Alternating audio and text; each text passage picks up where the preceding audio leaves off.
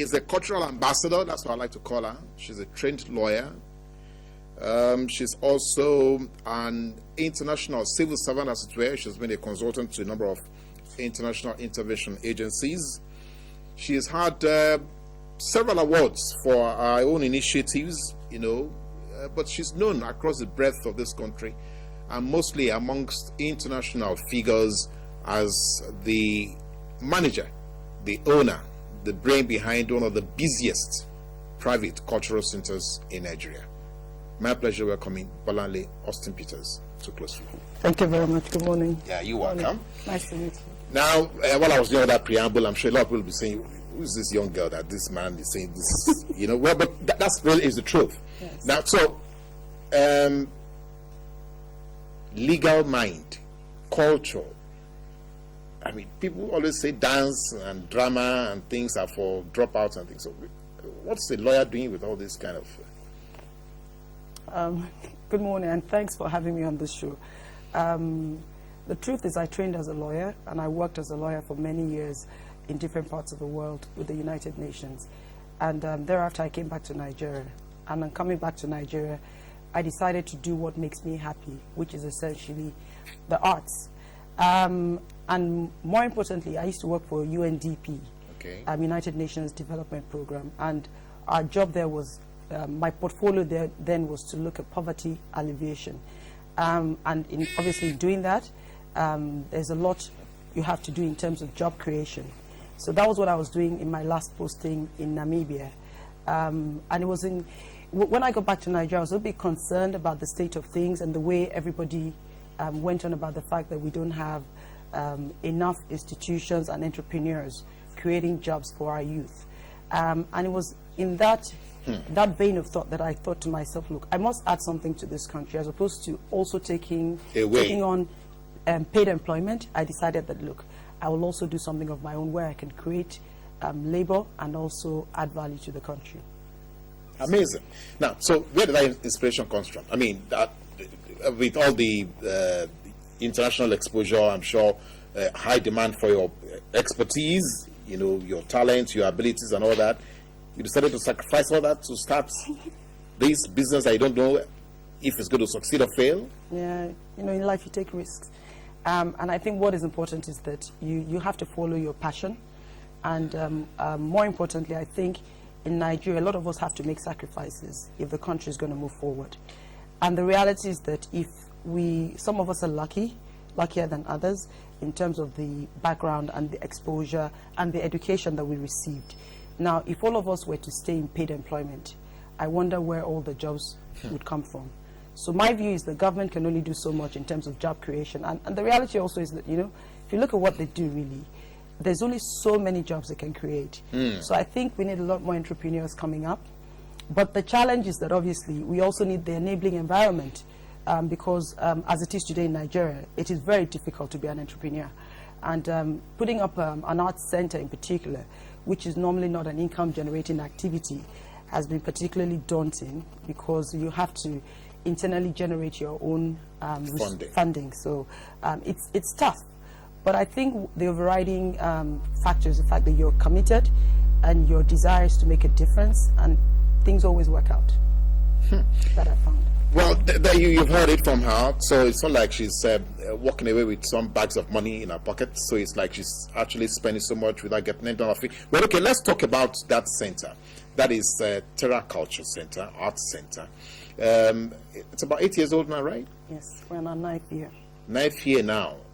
So how has it been? First, let me just, don't tell me all the sweet stories, seriously, because I know it couldn't have been that smooth sailing for you. No. Terra has been a journey to, let me put it this way, it's been a very fulfilling journey. Let's start with the positive. Fulfilling to the extent that you go to work every day happy, knowing that you're going to do something different and that you're going to add value. For me, those are critical things. Now, to the more practical, the reality is that, like I said, it's not easy to run a business in Nigeria. It's probably easier for those who turn over millions and thousands of dollars. But for us, our money comes in trickles. In pennies or in cobbles. Yes. So the issues that we face, for instance, for starters, again, job creation, the quality of the people that work for us. Most times, it's very difficult to find skilled hands, especially when you have very limited resources to pay, to pay for their salaries. So when we started, for instance, we had that challenge. Now that we've grown the business and we're able to pay more, we can get better quality service, and that's one of the reasons why we are in business today. Some of my staff are just simply amazing, and some of them are very skilled and committed. And I think that to a large extent has enabled us get to where we are today. And obviously, apart from that, is the cost of running a business in Nigeria. I mean, things that ordinarily in other parts of the world are a non-issue. For instance, electricity, water, security. These are things that we provide ourselves. We're a mini local government. I was just going to say that. Yes, we do everything. The cost of running, and because it's fairly large in terms of space, running a space like ours on a monthly basis, I mean, it's in millions, and if you look at just electricity alone, if you were to look at the cost of running that center, because it's on almost 24 hours a day, that amount, I calculated every year, we would very easily employ another close to about 100 people. If you have public supply of electricity. Correct. So, it's a bit of a shame when you realize that things that government should be doing, we're doing it as private citizens. And you're still paying taxes. And we're paying a lot of taxes as well. Now, okay, you have said we shouldn't dwell on the negatives. Let's look away from the negatives. Let's begin to look at some of the positives. Now, in almost 9 years, you have organized almost 60 plays at that center. From my record, you have also done about 100 exhibitions. And then you have had about 10,000 children passing through that center. Correct. That's amazing. Now, but Bolanle, wait. So what drives you? Where is the motivation coming from? Besides the fact that you have the passion for it, what else again? I think a lot of times human beings, we're a product of how you're raised and what you've been exposed to. I mean, I'm privileged to have been raised by a father that is I think it's safe to say he's a workaholic. And my mom has always been a hard worker herself. So for us, I've never understood when people tell me things like they wake up and they have no office to go to. It's strange, but that's probably how they were raised. So for us, we find it very difficult, all of us in my family, to be idle. We're always busy, doing something. Yes, I think it's a function of your background. And like I told you, in having worked also in different countries, I've also realized that nothing comes easy. Hard work is a necessary requisite for success. You cannot be successful without being extremely hardworking.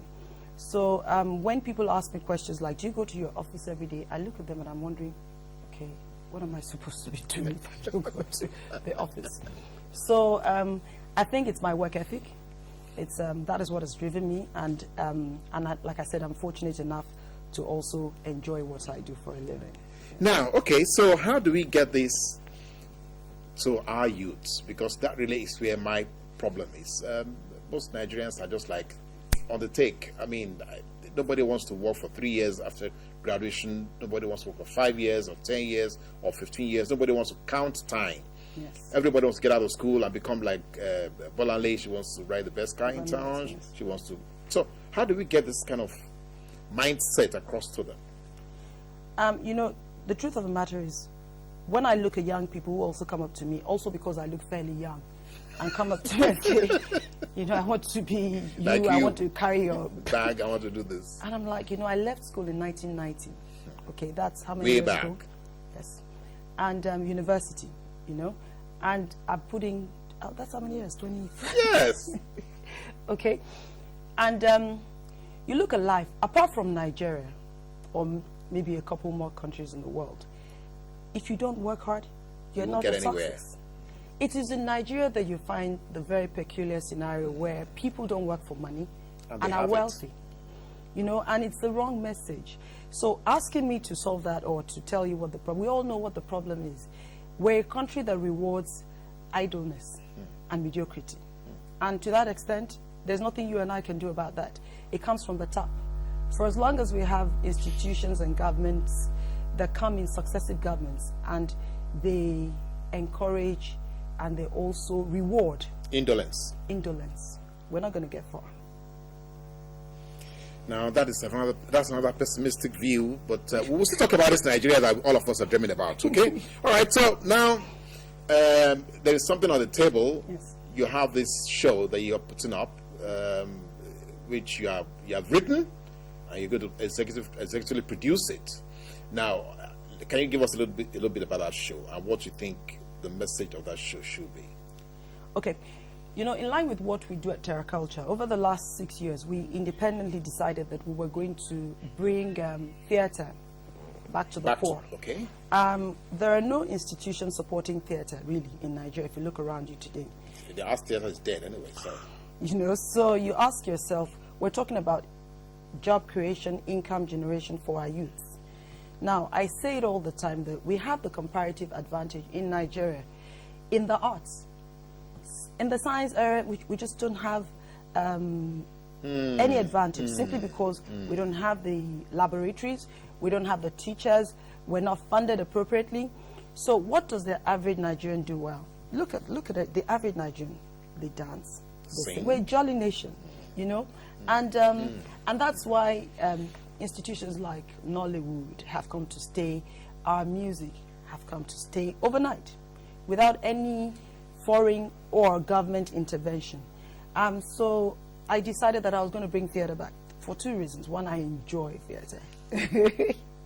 And also, like I said, I believe that we will create a lot of jobs. So in doing that, when we started, there were, you know, pockets of people doing it. You know, one-off shows. Correct. So we created the platform. Some cynics then called us crazy. But then we're not, in Terra, we're not known to be particularly... You know? I like that. Straight thinking. Okay, so you cannot box, yes, all right. So for me, I was like, well, we'll do it. Nobody funded us. We made our multipurpose hall available for theatre production every Sunday. It has taken place now for the last 6-7 years.